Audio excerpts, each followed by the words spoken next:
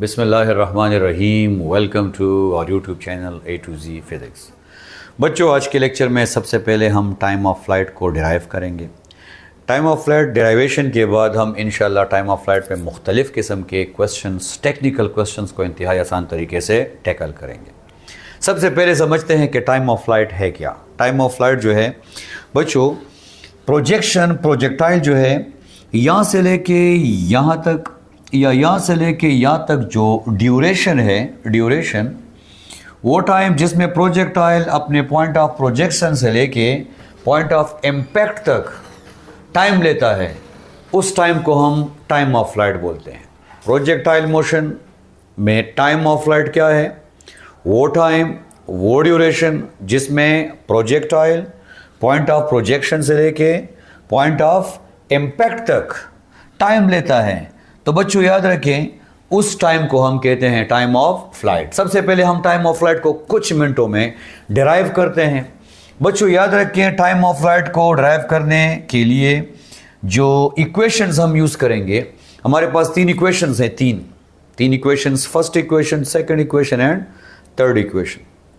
Time of flight को derive करने के लिए फर्स्ट इक्वेशन हम इसलिए नहीं ले सकते बच्चों, क्योंकि फर्स्ट इक्वेशन में याद रखें, मैं यहीं पे इसको जनरली समझाता हूं। First equation actually VF is equal to VI plus AT।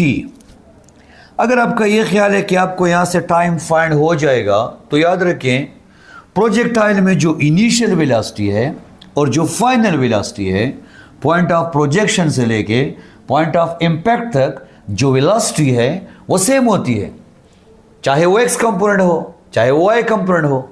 Okay sir, Y component की तो डायरेक्शन चेंज होती है, जब वो ऊपर जाता है तो डायरेक्शन ऊपर होती है, जब नीचे आता है मैग्नीट्यूड दोनों का सेम होता है, लिहाजा दोनों वेलोसिटी जो है वो कैंसिल हो सकती हैं। और आप कैंसिल करेंगे तो क्या आ जाएगा? 0 इज इक्वल टू 80, और आपके पास किसी किस्म का आंसर नहीं आएगा। लिहाजा फर्स्ट इक्वेशन हम यूज़ नहीं कर सकते हैं। यहाँ से हमने वापस आ गए हैं और अब हम देखना चाहते हैं कि सेकंड इक्वेशन आया यूज़ कर सकते हैं या सेकंड तो यूज़ कर सकते हैं, लेकिन हम ये सोचते हैं कि थर्ड क्यों यूज़ नहीं कर सकते। तो थर्ड में तो टाइम है ही नहीं, और जिस इक्वेशन में टाइम नहीं होगा उसमें टाइम कैसे हम तलाश कर सकते हैं? अब मरता क्या ना करता सेकंड इक्वेशन रह गई है। सेकंड इक्वेशन जब आप लेंगे, सेकंड इक्वेशन बच्चों, सेकंड इक्वेशन जब आप डिराइव करेंगे तो आपके पास आ जाएगा S is equal to VI T plus half 1/2 AT square. So जो सेकंड इक्वेशन है वो आपके स्क्रीन पे नजर आ रही है,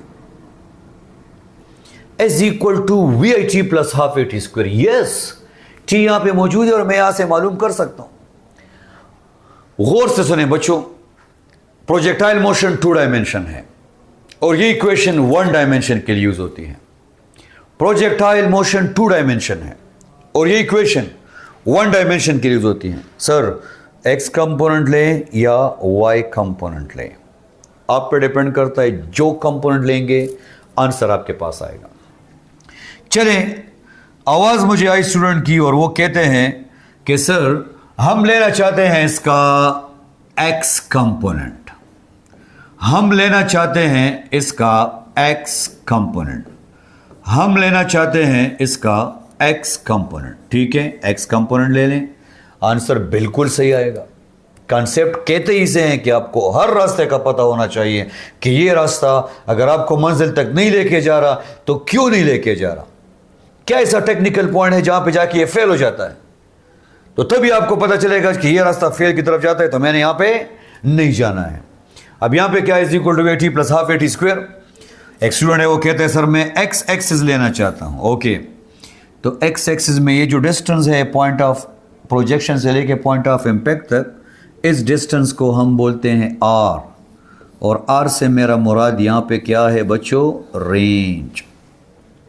अगर आपके पास रेंज की इक्वेशन है, well and good, you can go with second equation in x-axis, but इस वक्त हमारे पास रेंज की वैल्यू नहीं है। मुझे मालूम है कि रेंज बराबर है v square sine 2 theta divide by g, लेकिन व्यूअर से ही पूछेंगे कि सर ये एक इक्वेशन कहाँ से आई। लिहाजा हम क्या करेंगे, आसानी की खातिर इन तमाम इक्वेशंस को हटा देंगे बच्चे, और आपके पास जो रह जाएगा वो सेकंड इक्वेशन होगी, लेकिन हम y एक्सिस की तरफ आएंगे। हम किसकी तरफ आएंगे, y एक्सिस की तरफ। ठीक है बच्चे, एक और प्यारी सी बात उसको डिस्कस करते हैं, क्लियर। और वो क्या है, आप लोग जरा चेक करें कि y एक्सिस पे अगर मैं लूंगा सेकंड इक्वेशन y एक्सिस पे लूंगा तो बच्चों याद रखें ये आपके पास आ गया है y एक्सिस और ये आपके पास आ गया है x एक्सिस। ठीक है, बिल्कुल सही है। हम यहां से क्या करते हैं, मालूम करना चाहते हैं, चेक करें। अच्छा, जब तक मैं y एक्सिस पे हूं तो x एक्सिस डिस्टेंस 0 होगा। जब तक आप y एक्सिस पे हैं, आप x एक्सिस पे आपका डिस्टेंस 0 होगा। जब तक आप x एक्सिस पे हैं, जब तक आप x एक्सिस पे हैं, आपका डिस्टेंस y एक्सिस पे 0 होगा। अगर कोई यहां पे जा रहा है तो y एक्सिस पे उसका डिस्टेंस 0 है। अगर कोई y एक्सिस पे जा रहा है तो x एक्सिस पे उसका डिस्टेंस 0 है। समझ नहीं आई, टेंशन ना लें, मेरी अगली बात को गौर से सुनें।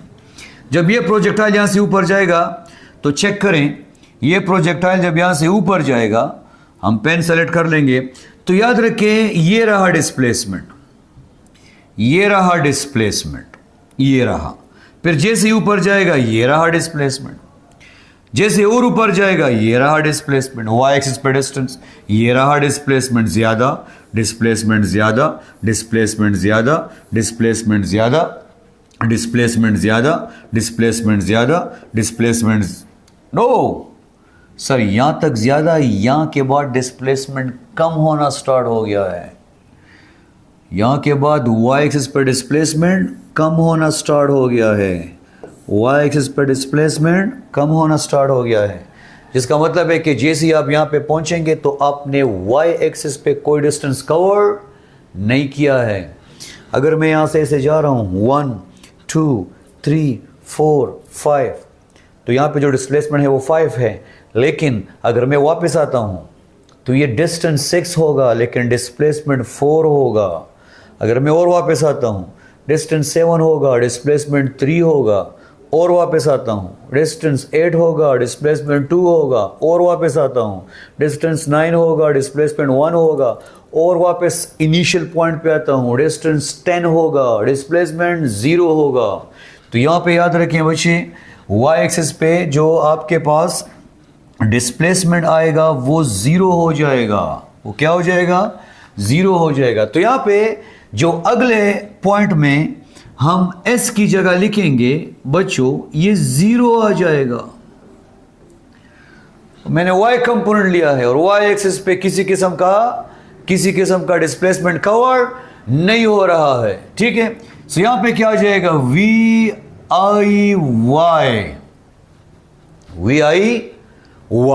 यहां पे आ जाएगा VIY।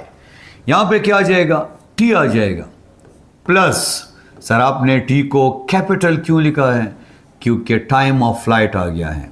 और यहाँ पे AY का जो A का Y कंपोनेंट है, चले मैं Y लिख दूंगा ताकि आप लोग परेशान ना हो, कंफ्यूज ना हो। बच्चे यहाँ पे आ जाएगा VI साइन थीटा, T आ गया है। Points to be remember, AY minus G के बराबर है। यहाँ पे आप लोग ये क्वेश्चन कर सकते हैं कि सर ये AY माइनस G के कैसे इक्वल हैं, आप ये क्वेश्चन कर सकते हैं। Points to be remember, 7 basic points you must need to know. Projectile motion के हवाले से मेरी पहली वीडियो जिसमें मैंने 7 बेसिक पॉइंट समझाए हैं, कैसे AY माइनस G के बराबर है। ये आ जाएगा 0 बच्चे, ये इस तरफ आ जाएगा। ये जब इस तरफ आएगा तो यहाँ पे आएगा GT square divided by 2 is equal to VI sine theta into T के साथ कैंसिल हो जाएगा। क्या रह जाएगा, सिर्फ T रह जाएगा। ये 2 इधर आ जाएगा, इसके साथ VI आ जाएगा, साथ में साइन थीटा आ जाएगा, और डिवाइडेड बाय जी आ जाएगा। तो चलें, आपके पास ये जो इक्वेशन आ चुकी है, that is actually now time of the flight. ये रहा टाइम ऑफ फ्लाइट, ठीक है। ये वो टाइम है जो कि प्रोजेक्टाइल यहां से लेके यहां तक लेता है। बच्चों, यहां तक आपके एग्जाम का काम हो गया है। एग्जाम के बाद ईटा एनएमडीकेट में यहां से कैसे क्वेश्चन आएंगे अगले लेक्चर में एक्सप्लेन करेंगे। Thank you for watching, wish you best of luck.